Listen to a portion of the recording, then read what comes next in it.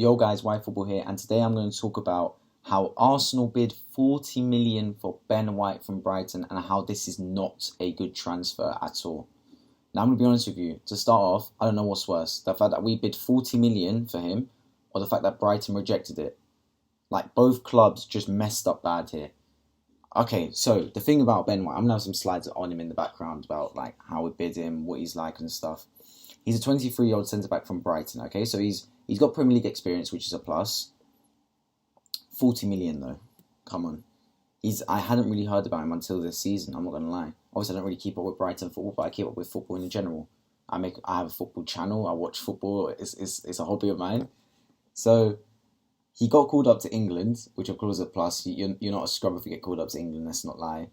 And, yeah, he spent the 2019-20 season on loan at Leeds, and now he just seems to like burst onto the scene in a way. I don't really call it bursting onto the scene, but he plays for Brighton, and he's done all right.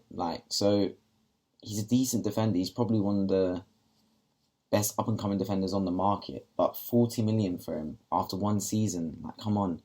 There's literally a player at the same club called Yves Bissouma who costs 40 million and would be a better signing than him. I'm at a loss. Okay, so I'm going to talk about a few things. First of all, the fact that we don't need a centre-back. I don't get why we're spending 4 million on a position we do not need. We have Saliba and Gabriel. I'd understand if we bought like a cheap, experienced centre-back to kind of like not replace David Luiz, but do his job in terms of like just help the team out, etc. Do it like that and help the team do what they need to do. I understand that 100%.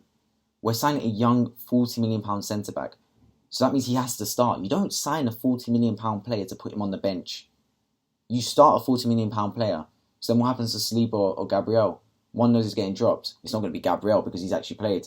So then Saliba's getting dropped, which I don't understand. We have not given this brother a chance. He's been out on loan twice since he's been here. He's literally he's been dubbed the next Varane, and he has not been given a chance at Arsenal Football Club.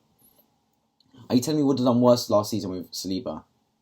We didn't make Europe, so how could we do any worse? Because we're not going to get relegated, no matter what people say.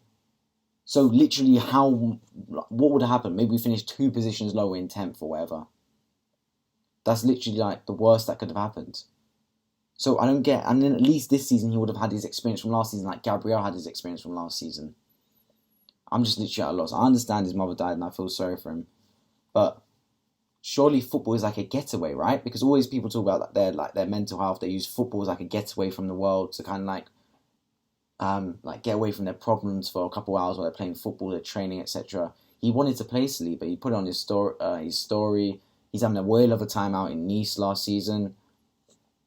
I don't get it. The way we manage this club is atrocious. From top to bottom, nothing makes sense in my head. Like the maths calculations, they just. If we got a mathematician to calculate the things we're doing, they just would not be able to do it because nothing makes sense at all. So that's flipping one problem. The fact that means if we sign him, Saliba or Gabriel will get dropped, and most probably that'll be Saliba, which he doesn't deserve to. The second problem is we don't need the position. We are not a Manchester City where we can just spend. We have a limited budget, and we're blowing, I'd say probably at least a third of that budget on a position we don't need. We need a cam. We need a centre mid. We need a right back, a backup left back. I'd even put a goalkeeper and maybe striker ahead of the flipping centre back. That's 6 positions ahead of centre back we need. And we're blowing a third of our budget on centre back. In business terms, how does that make any sense? If I hired a contractor to build me something, like build me a bridge or whatever, and he spends over a third of the money on advertising or whatever, I'd be like, what are you doing? You don't need, like, what is the point? It doesn't make sense. It just doesn't add up at all. Spend that 40 million, as I said before, on Bissouma. Or if not, just add the money to it and then spend it on Grealish or something. Oh man, I don't get it. I really, really don't get it at all. We need to spend on better positions. We still haven't addressed the right back at all. We're making, it's all links, but nothing's concrete. Yeah.